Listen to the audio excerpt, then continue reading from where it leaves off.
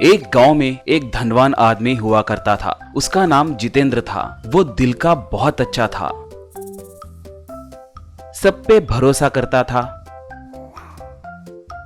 जितेंद्र का बेटा सुदर्शन उसी गांव के एक कॉलेज में पढ़ता था। जितेंद्र के घर में बहुत सारे काम वाले रहते थे। उनमें मुन्ना नाम का एक नौकर था। मुन्ना चोर था, मगर इस बात से अनजान जितेंद्र उस पर ही ज्यादा भरोसा करता था। हर काम मुन्ना को बताता था। मुन्ना को दीवार पर टांगे जितेंद्र और सुदर्शन के कपड़ों में से पैसे चुराने की आदत थी। एक बार सुदर्शन कॉलेज कैंटीन में बिल भरने के लिए देखा तो पैसे कम थे। इससे वो चिढ़ गया।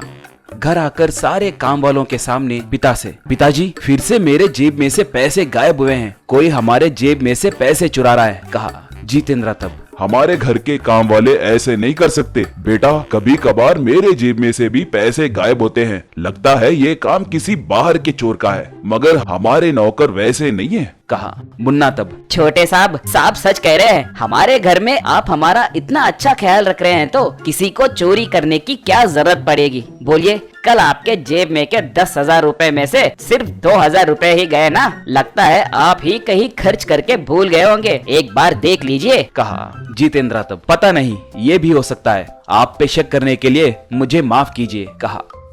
एक बार जितेंद्र एक बड़े सूटकेस भर के पैसे लाकर अलमारे में रखता है। अलमारे में रखते वक्त मुन्ना छुप के खिड़की में से देख लेता है। मुन्ना तब, बाप रे बाप, कितने पैसे, पूरे लेकर भाग गया तो जिंदगी सेट हो जाएगी। ये चाबी कहाँ पे रखते हैं मुझे पता है, सही मौका देखकर पैसे चुराकर भागना है, सोचा। बाद में सुदर्शन एक बॉक्स के साथ घर आया। उस पर हल्दी और कुमकुम लेप करके उस पे एक माला भी चढ़ाया हुआ था। सुदर्शन उसे घर के स्टूल पे रखने लगा तो सब आश्चर्य से देखने लगे। जितेंद्र तब, बेटा सुदर्शन, ये बॉक्स क्या है? लगता है इसकी पूजा भी की है, कहा। सुदर्शन तब, पिताजी, एक स्वामी जी हमारे कॉलेज को आए थे। वो थोड़े खिलौने पे मंत्र डालकर मुझे दिए। इसे घर के हर कोने में रखे तो घर के लिए शुभ होगा बोले थे। कहकर उस बॉक्स में से थोड़े बंदर के खिलौनों को बाहर निकाला। वो बंदर के खिलौने दूरबीन पकड़कर देख रहे थे। मुन्ना तब, सुदर्शन साहब, ये खिलौने मस्त हैं, अब बहुत प्यारे भी हैं। मैं ही इन्हें ले जाकर कोने कोने में रखूंगा, कहा। सुदर्शन तब, जरूर मुन्ना, मैं जहाँ कहूँगा वहाँ रखो, चलो, कहा।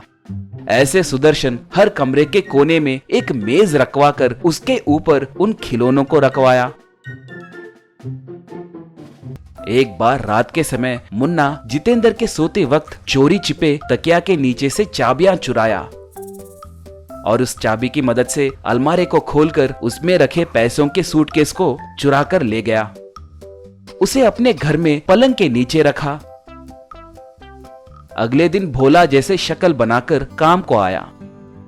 तब तक जितेंद्र काम वालों से सुदर्शन से बात कर रहा था। हे भगवान, 50 लाख रुपए अलमारे में से कैसे गायब हो गए? कल मुझे वो पैसे एक जगह भरना था, अलमारा बंद ही है, मगर अंदर का सूटकेस कैसे गायब हुआ, कहा।